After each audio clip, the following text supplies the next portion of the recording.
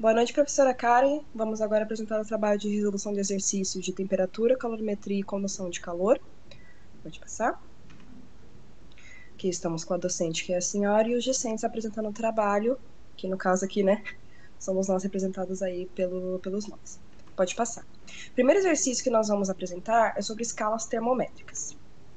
Nós temos aqui um exercício muito simples, que vamos dizer assim, né? Uma variação de temperatura de 300 Kelvin equivale na escala Fahrenheit a uma variação de... Aí tem as opções que nós podemos escolher.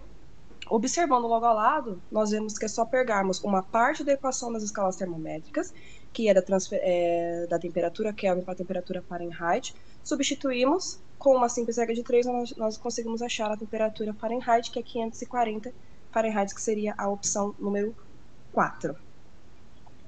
Agora pode passar para outra, por favor. Agora nós temos aqui.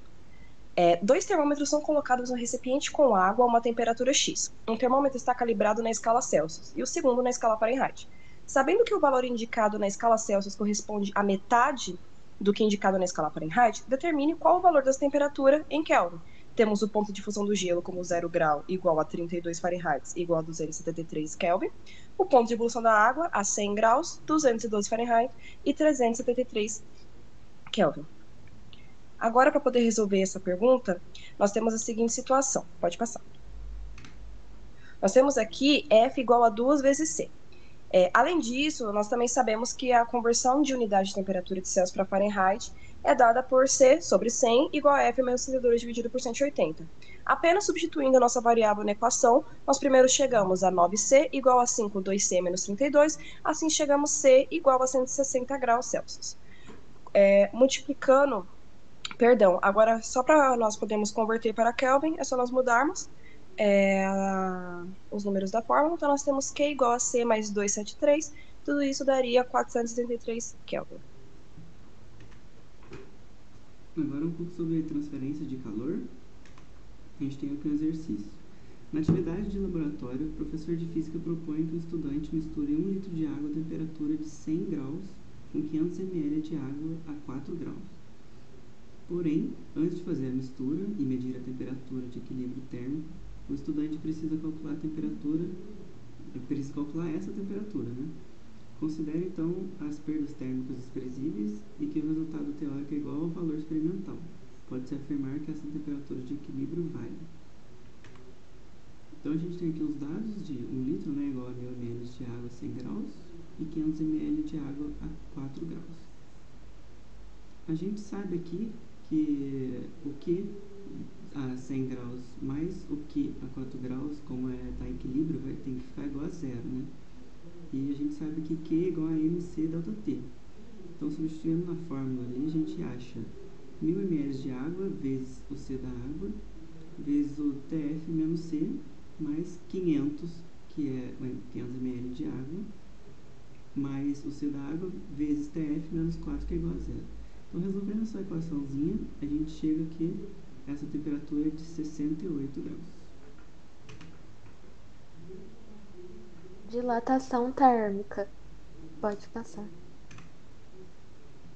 Resolvendo o exercício, dois fios metálicos A e B, feitos de materiais diferentes, podem possuir o mesmo comprimento e temperatura iniciais.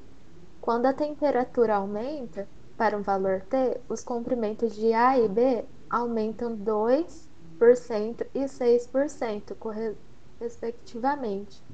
Determine a razão aproximada entre o coeficiente de dilatação do fio A e pelo coeficiente do fio B.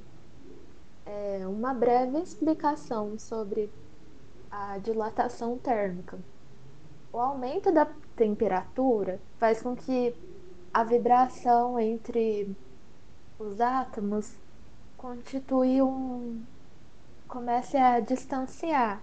Então, assim, o corpo sólido, ele começa a aumentar as suas dimensões. Pode passar.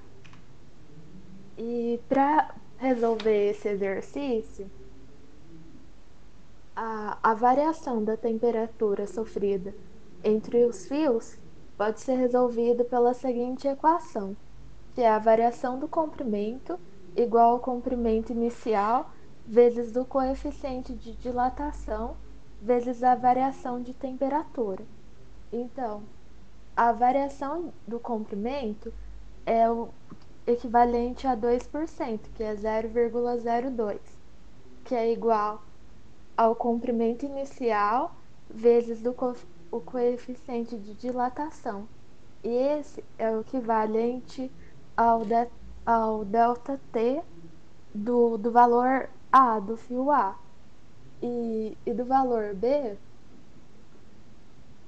a variação do comprimento é 0,6, que é equivalente ao 6%. Então, se eu pegar 0,6, aliás, 0,02 dividido por 0,06, eu chego no valor de 0,33, que é o resultado da questão. Pode passar.